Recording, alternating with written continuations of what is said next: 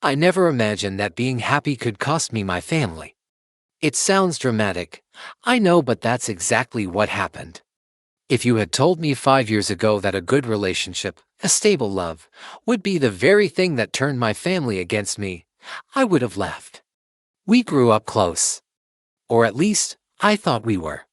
The kind of family that took yearly vacations, had Sunday dinners, and shared group texts full of memes and family jokes. My older sister, Claire, was always the golden child. Smart, driven, beautiful in a sharp, classic way. She was the first to graduate, first to get married, first to settle down. I was always a little behind her, a little quieter, a little more reserved. But we were close in that complicated way sisters can be half friends, half rivals, half reflections of each other's unspoken insecurities.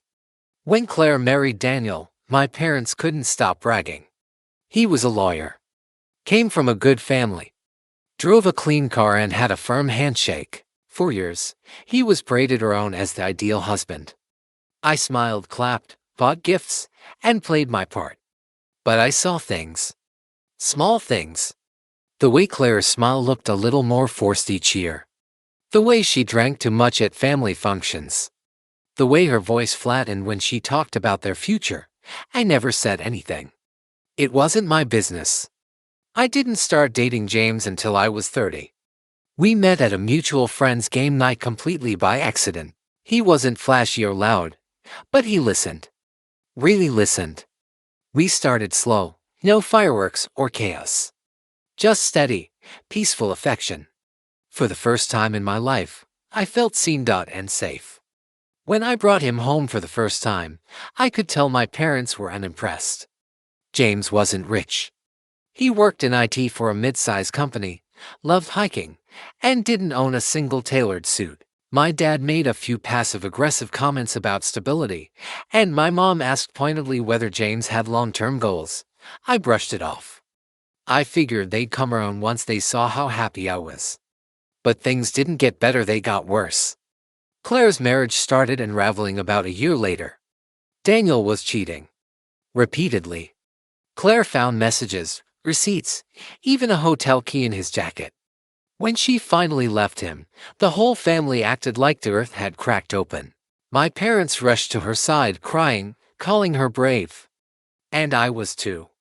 I took her in for a while, offered support, helped with paperwork. I did everything a sister should do. But then something shifted. As James and I moved in together and started talking about marriage, I noticed my parents growing colder. Claire, too. She started snapping at me over nothing.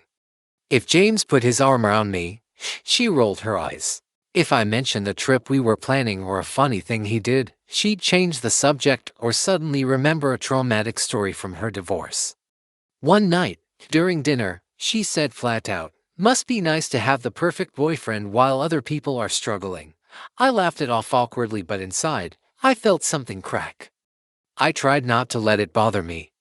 I kept inviting them to dinners, kept calling my mom every Sunday, kept pretending like everything was fine. It wasn't. The real breaking point came when James and I got engaged. He proposed during a quiet weekend trip in the mountains, just the two of us. It was simple, sincere, and perfect for us. When we shared the news, I expected at least a little excitement. What I got instead was a long silence from my mom, followed by, "Well, I hope you're not expecting everyone to be thrilled right now. Your sister is still picking up the pieces of her life." I stood there, phone in hand, stunned.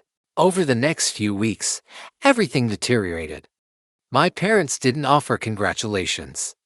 Claire sent a short "happy for you" text, no emoji, no follow-up. When I tried to invite them to an engagement dinner, my mom told me it would be insensitive to celebrate something so soon after Claire's divorce. I canceled it. I stopped trying after that. James, to his credit, never pressured me. But he saw it. He saw what it was doing to me. How every message from my family gave me anxiety.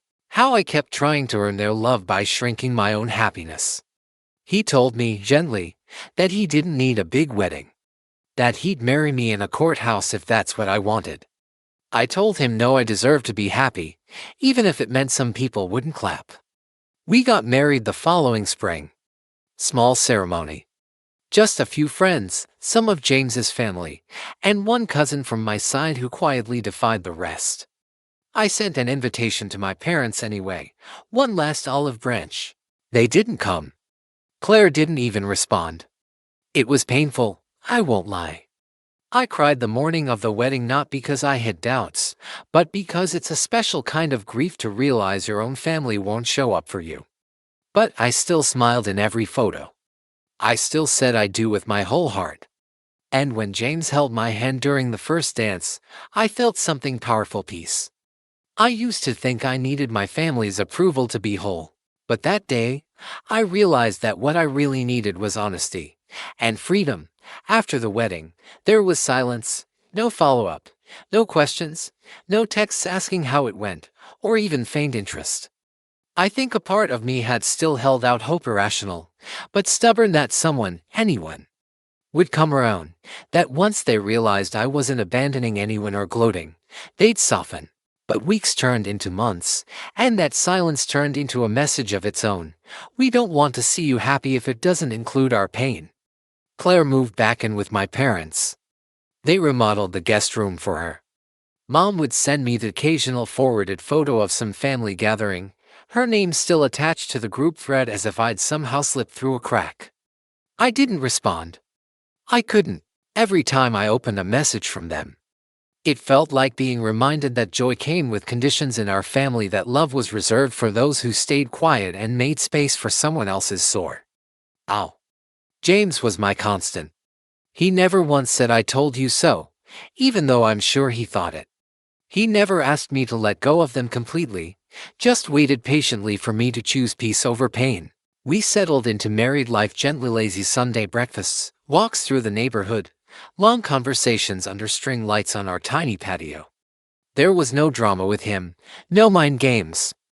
Just a soft, stable kind of love. The kind that doesn't crash in like a wave, but builds like the tide.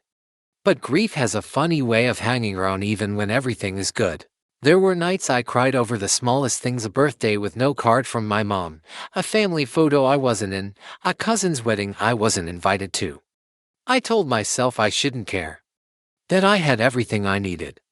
But estrangement is like a phantom limb, you still feel what's not there. Things changed again the day I found out I was pregnant. It wasn't planned, but it wasn't unwelcome either. I told James one morning as we were drinking coffee, holding the positive test in my shaking hand. He just smiled, leaned across the counter, and kissed me on the forehead. "We're ready," he said. And I believed him. I debated telling my family. Not because I wanted them back, but because I still felt like they should know.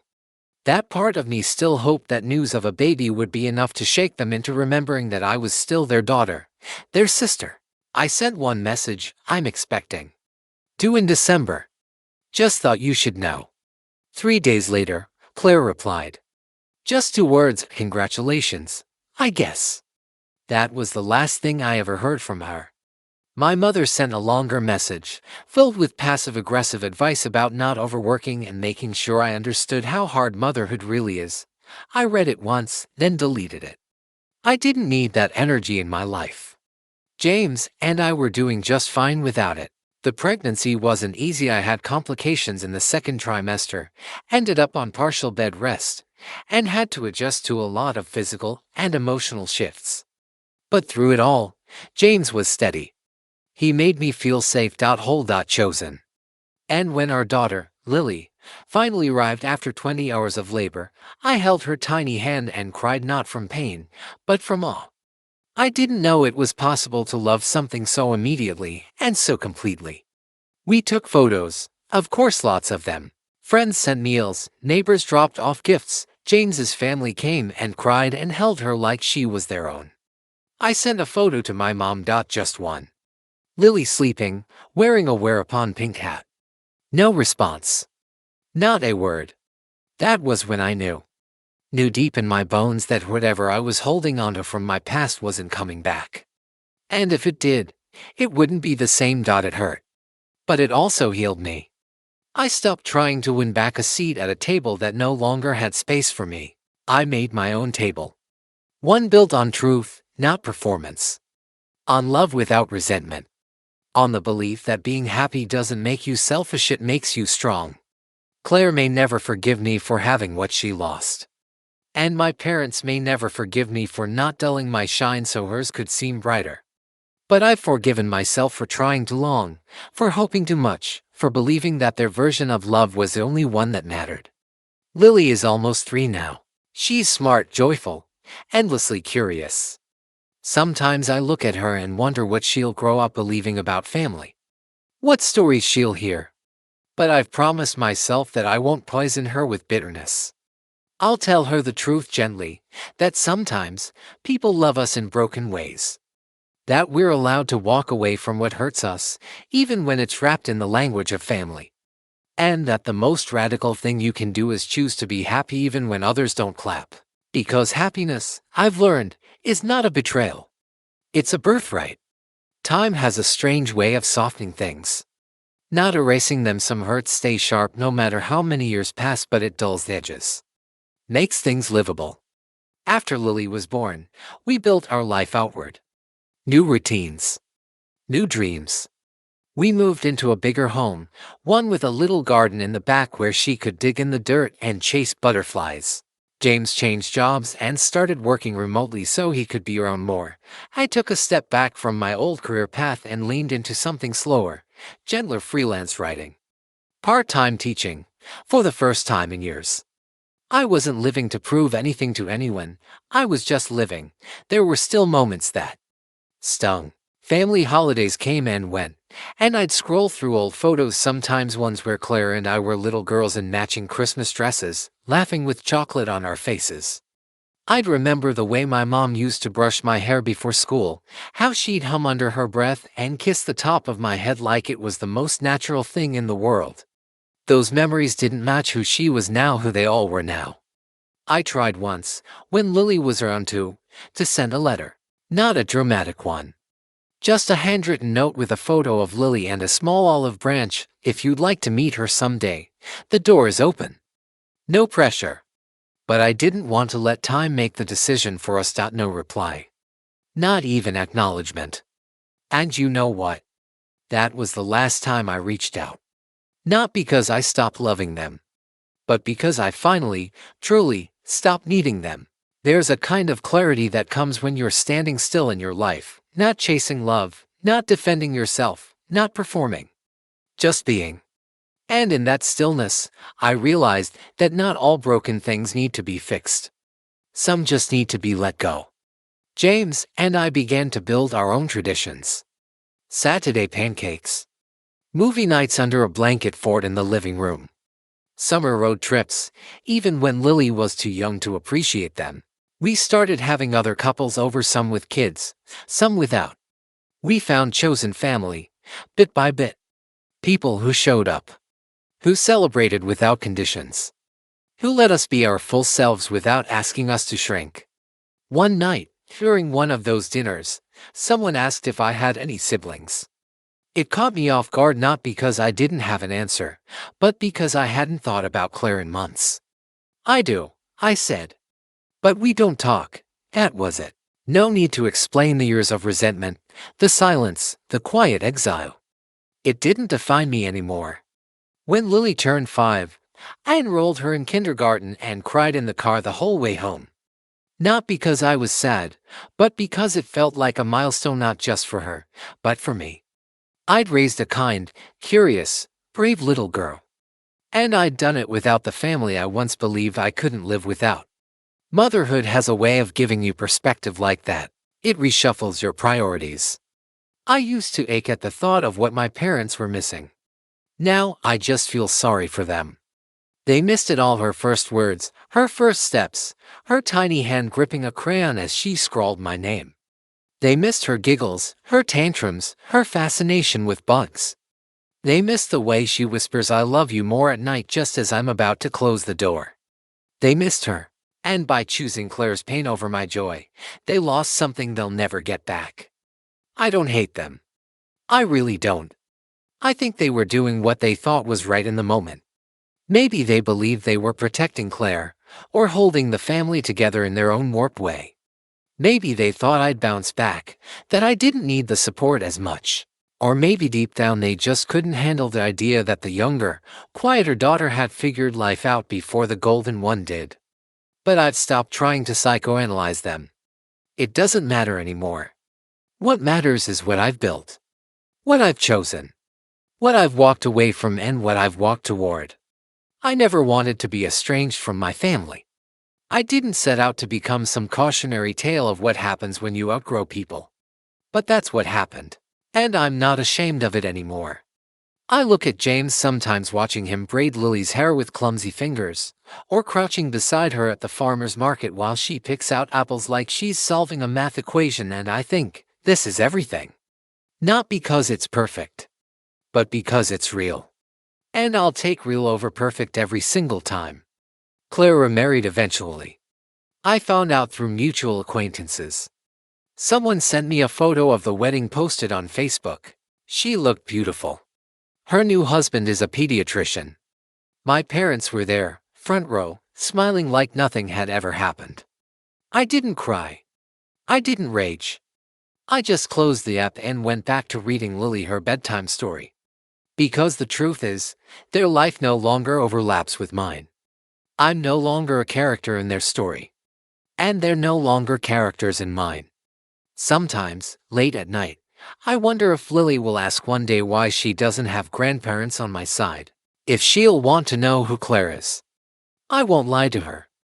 But I won't vilify anyone either. I'll tell her this: sometimes people love you the only way they know how. And sometimes, that way isn't enough. But you still get to move forward. You still get to choose love that feels safe, and true, and whole. And maybe, just maybe, she'll grow up knowing that her happiness is not something to be ashamed of. It is, and always will be, something to protect. As the years passed, I found that the ache of being shut out by my family gradually faded, not because I stopped caring, but because my life grew fuller in unexpected ways. Happiness didn't erase the pain, it simply made it easier to carry. I came to understand that sometimes, people are trapped by their own fears and insecurities, and those things can cloud their ability to love freely. My family, caught in the aftermath of Claire's heartbreak, made choices I couldn't control or change. But I could control how I responded. James and I grew closer through every challenge, every triumph. Raising Lily together forged a bond I never thought possible. I saw parts of myself in her: the quiet resilience, the curiosity about the world, the kindness that shone through even when life felt unfair. And I promised myself that I would never let anyone dim her light the way mine had been dimmed. There were moments when I questioned whether I was being selfish, whether I should keep trying to mend the broken bridges. But those moments were brief, replaced by a growing confidence that happiness is not a betrayal. It's a revolution. A quiet declaration that your life is yours to live, no matter who approves or disapproves. Occasionally, news would filter through mutual acquaintances about Claire. I learned she was doing well, that she was still fighting her own battles but finding new joy. I wanted to reach out, to bridge the gap. But every time I paused, I realized that the wounds between us were deep, not just for her but for me too.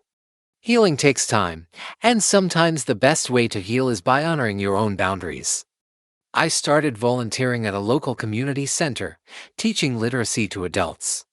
It became my way of giving back, of finding purpose beyond the family drama. The people I met there didn't care about my past or my family's drama. They cared about who I was in that moment: a woman willing to listen, to help, to connect. That kind of connection was pure and healing in a way that family sometimes wasn't. Lily grew up surrounded by love, not resentment. She learned early on that family isn't just who you're born to, it's who shows up, who supports you, who loves you without conditions. I watched her form friendships, build confidence, and develop a sense of self that made me proud beyond words. She became my daily reminder that I had made the right choice to protect my happiness and build a new kind of family. One afternoon, Lily came home from school with a drawing. It was a colorful picture of a big tree with many branches. Underneath, she had written, Family is many things. I hugged her tight, feeling a rush of gratitude and hope. Maybe my story, the messy, painful, beautiful story of breaking away and building anew, was exactly the lesson she needed. Looking back, I know I was never truly alone. Even when my birth family shut me out, I found family in James and Lily, in friends who became like siblings, in strangers who became friends. Love has many forms, many faces. Sometimes, it's a force that demands courage and sacrifice. Sometimes, it's as simple as being present. I'm no longer defined by my family's rejection. Instead, I'm defined by the life I've created, a life of joy, resilience, and chosen love. And if that makes me an outcast in their eyes, then so be it. I've learned that true belonging comes not from blood alone, but from the people who choose to stand by your side when it matters most.